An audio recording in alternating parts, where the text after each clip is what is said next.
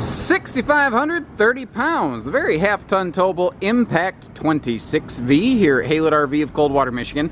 If you are trying to stay within that half-ton towability, but you got a big thing, like more than just kayaks and bicycles, you've got like a motorcycle or two or a big side-by-side, this is really about the biggest you want to get to stay comfortable. And obviously, even then, various half-ton towabilities can, differ. This is kind of a little classier, a little more upscale, especially as you step inside. They decided to go very residential with their look and feel. And before we hop inside, one of the things that's nice on these is that they have this roll-down patio screen wall, but it's kind of cool. It's not one that has to go all the way down and magnet lock to the bottom. It's kind of like a pleated shade or like a slow rise shade where it has sort of like locking point. Actually, that's exactly what it is, frankly. It's just a giant slow rise window shade.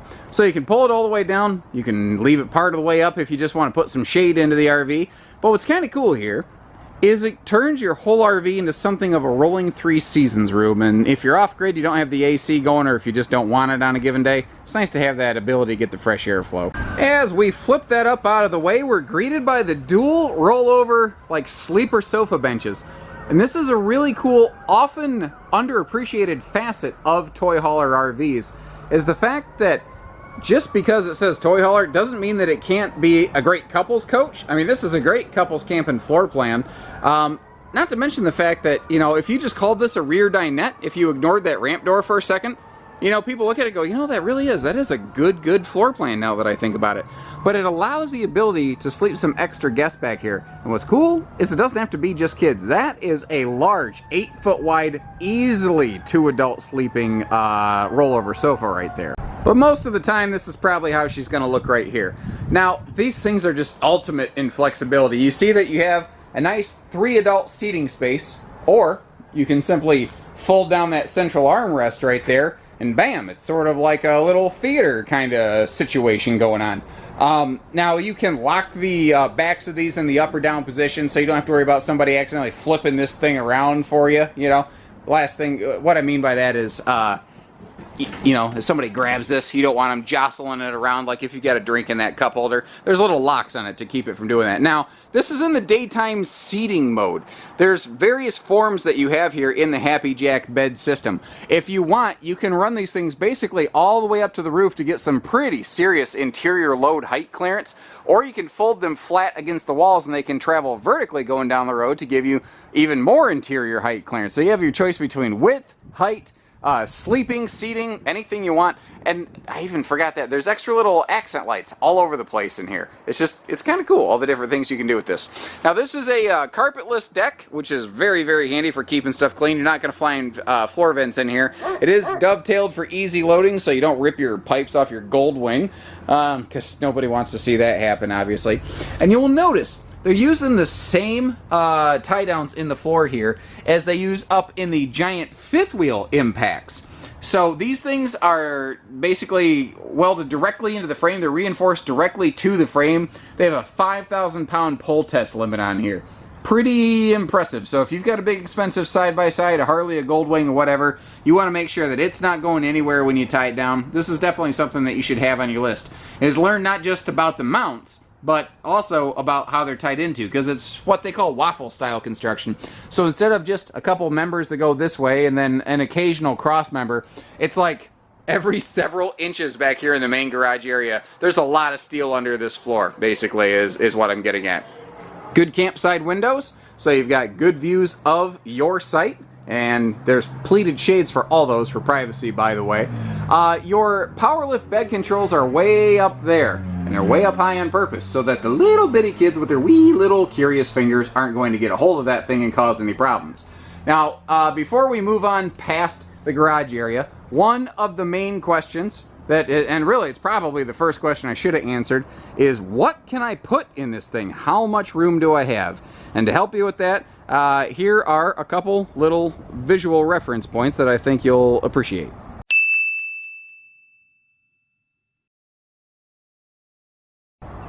So moving on from there, as I said, this is a good couples camper. This could be a rear dinette here, but what's neat with the Impacts is they come with a pair of swivel Euro rocking chairs.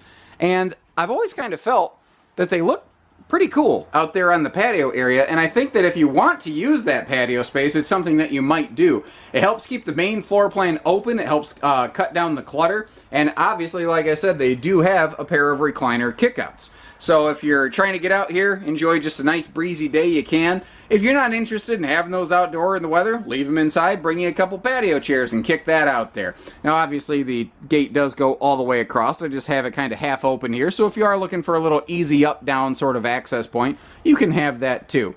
The Morai gate system that they have here is one of my personal preferences because it mounts here on the frame of the toy hauler ramp door itself. It's not on the ramp patio door itself. That means that picking and lowering, or like lifting and lowering this ramp door is much, much easier. You're not lifting the extra weight of this whole thing. Now it has a spring assist, but the fact that you don't have to muscle that thing is just a little bit nicer. I also like the fact that it just has simple little corner clips. Let me get around this chair right here. These simple little corner clips keep everything in place. Some of the ramp patio systems I've seen, they have these little foot clips that, man, those things, if they get too much tension on the door, it can be murder to try to get those off of there. Now, obviously, the color scheme here is very atypical in toy haulers. They decided to go very clean, very modern, very residential with their color decor in here. It's not for everybody, but that's why I carry so many different brands here at Haylett RV. If you want the one that, you know, doesn't look like this, that has traditional brown cabinets, well, we have something like that too, guys. It's just here under a different name. It doesn't say Impact on the side. That is an 8 cubic foot fridge freezer. And as compared to my last video, you might recognize they moved the entertainment center and they completely revised the kitchen to give us that big vertical pantry that this thing was sorely lacking. And they have also significantly improved the total counter space in here. So we're getting way more counter and way more storage. We'll start over here with this pantry next to the refrigerator. You might note that everything here is all pocket screwed. It's all hidden hinge cabinetry. So it's got a very nice, sharp, again, very residential, modern, upscale look. Not the utilitarian, you know, dirt bike kind of look that you tend to find in a lot of toy haulers. And it's not that I dislike that. It's just that I think that there are some people who are looking for something a little bit different. Another neat thing on these hidden hinges is once you get past that 50% close point, they tend to close themselves. So if you're bouncing down the road, which this thing definitely jiggles down the road, you know, these things are rolling earthquakes, it tends to keep your cabinet doors from flying open and it tends to keep stuff from flying out. And you've got awesome, easy reach appliance outlets in this one. That's something Keystone as a whole is just killing it with. You can count them up, 1, 2, 3, one behind the sink and one on either side. So it doesn't matter how you like to set up your kitchen, you're going to have an easy reach place to put outlets into the walls. And a outlet directly in a laminated sidewall like that is something that a lot of brands just don't do. It's harder, but it is one of the benefits of the CNC routing that goes into the walls of these impacts that I fail to talk about way too often. It just allows for easier routing of wiring effectively. And your master control panel, kind of like your Happy Jack bed control panel, it's a little difficult to reach behind the sink on purpose so that little hands can't get to it, but big adult people, you can easily reach over there. That flush mount stove cover also really maximizes our total prep space in here, and everybody likes that heavier duty rugged stainless sink there. Now, up above, we kind of glance at these cabinets, but what I love is how any of the overhead cabinet doors are self-strutted so that you don't have to kind of like juggle these things open with your head. And if you're wondering what those black boxes are inside there, those are the interior sort of shields for the outside speakers. Stepping here into the bathroom, quick note that this is a dual entry. So if you do have people sleeping on your Happy Jack Power sofa bed back there, they don't have to walk past you to get to the bathroom. And if they happen to be a power forward for your favorite NBA team, they're going to have plenty of headroom up in here. One of the benefits of a full true toy hauler versus a crossover camper is that you're extra tall. So you've got extra room in that shower. So not only are you getting bigger, taller kitchen stuff, you're also getting bigger, taller bathroom stuff, but yet there's still plenty of leg room here for a big, tall guy like me. This is a very squished bathroom, but it's a very effective one. There's nothing in here that you're missing. Another cool thing, Keystone does this quite a bit, is they fully stud out and frame out all of their doorways so that everything stays square. Very handy, like right now, the jacks aren't down, this thing is not level, but the doors always open and close exactly like they're supposed to. They never pop. So it's going to help it not pop open in transit. Now, this thing is super, super tall. So how do you reach those lights?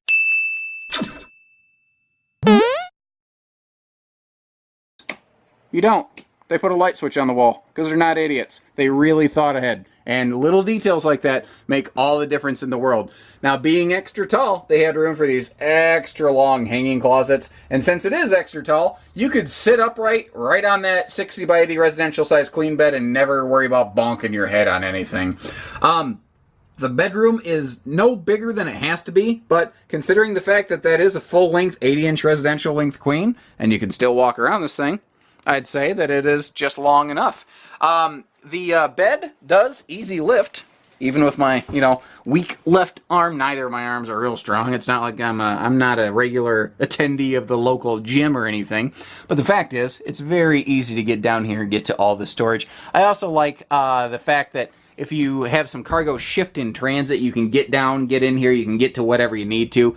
And you will find that that also does pass through outside to that front corner area right up there. Back outside at ground level, personally, I really like the look. I like the very linear lines and sharp edges as opposed to the Nike Adidas swooshes everywhere. This is a wide body rig, and that in conjunction with it being extra tall is what makes it more suitable for those bigger toys as compared to something like a crossover like that Grey Wolf. This is more in that full size like the Wolf Pack that we see here.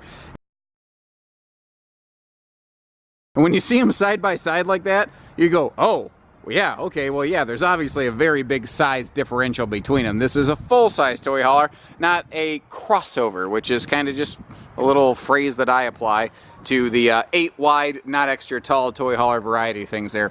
Power awning, power tongue jack. Most things seem to have something like that, though. I do like the larger 30-pound tanks for something like this that you might use off-grid for a greater period. Plenty of room up front for a couple big batteries. And these are gen-prepped standard, and that's kind of an expensive thing. That is one of those items that does ding the price tag of an Impact as compared to a lot of other things out there. The other thing is, it's all sealed. So even if you're not going to use it for a generator, it makes a great area to put a tote with like your sewer hose type stuff so that you don't have to worry about your sewer hose, scents kind of penetrating into the RV. Not something anyone's looking for. We do have a heated enclosed belly, and something that I very often forget to talk about on Impacts, Fusions, and anything in the Montana family is the fact that their entire sidewalls are all CNC routed. They have a higher grade of precision. It's machine precise. It's all programmed in place, so it's like 1/1000th of an inch of accuracy. There's very, very little misintolerance as a result. We do have black tank flush. All of our hookups and everything are all kind of centralized all in one spot here with the exception of the electrical. But I don't think anyone ever really gets too worked up over the fact that the electrical is a little bit further away from all the water hookups. In the back, we have a good look at our optional patio party deck system here. I believe the official term for this is a ramp patio tailgate system. I don't know. It's like every manufacturer has a different name for it. I call it a patio party deck, and everyone seems to know what it is. You turn the ramp door into an elevated patio. Voila! The ramp itself is rated for 3,000 pounds for loading. When it's in the upright position, in the deck position like this, you do have a 1,500 pound deck rating simply because there's nothing supporting the door from below. It's quite a bit of torque hanging out there, but you don't have to worry about something breaking since those are aircraft grade cables basically holding that thing up. If you had a set of those like telescopic pedestals, if you put one or two of those under the back end of that so that you regain some level of ground contact, you would regain a full 3,000 pound patio rating. But that being said, it takes a lot of big adults having one heck of a hootenanny back there to overload that thing. I wonder if how many people really know what a real hootenanny is. Anyway, Google that. But up top, you've got a couple things. In the very top center, we have backup lighting, which is very cool, but on each side of that, we have load flood lighting. So they went pretty heavy duty on the lighting with this thing so that whether it's day or night, you've always got a really good well-lit patio area back here, or, safety when you're backing into your campsite, or, parking it at your house. You certainly don't want to back it into the barn, for instance. I also like to take a quick second to close the tailgate on these Impacts to take a look at the better latch system that they're using here, and the way it enhances your security by virtue of the fact that you don't have to. Now, you could use a padlock. You see the little loop at the bottom, but it has its own key lock. It's just a little bit more secure way of keeping people from getting into your RV, getting to your valuables, messing with your toys, going through your personal effects, etc. Bottom left corner, you do have a 30-gallon fuel station. Some brands put them over here, some put them on the other side. I think that there's benefits both ways, so it doesn't really bother me where it's located. The fact is, if I need fuel, I'm going to find a way to get my rig over to it, my toy. We've got a large patio awning on here. Nice big wide open unobstructed patio space. And not only do you have patio lighting, but you also have an extra like flood loading light above that entry door. So if you really want to throw a picnic table or something out here and have a good time, you can. Not to mention the fact that you do have that big door side window right here. You get some good campsite viewing, and obviously it's very heavily tinted, so people aren't seeing inside. That is a wider 30-inch entry door, by the way. Very handy if you're going to be trucking some tables or chairs in and out. That being said, those would probably go down the ramp gate. Over here we do have outside TV hookups. You can see that your key TV system goes over here as well. And up front, we've got a good storage compartment, which is something that a walk-around type bed will often yield in any trailer, but historically, not something that toy haulers have had. So if you like what you see, all we ask is you give us a call. It doesn't matter where you live, they're on wheels. We can get them from here to there. We do hitching, pieces, parts, trades, finance, truck and trailer package deals, RV delivery, and everything in between. So take care, stay safe, have fun, and happy camping, everyone.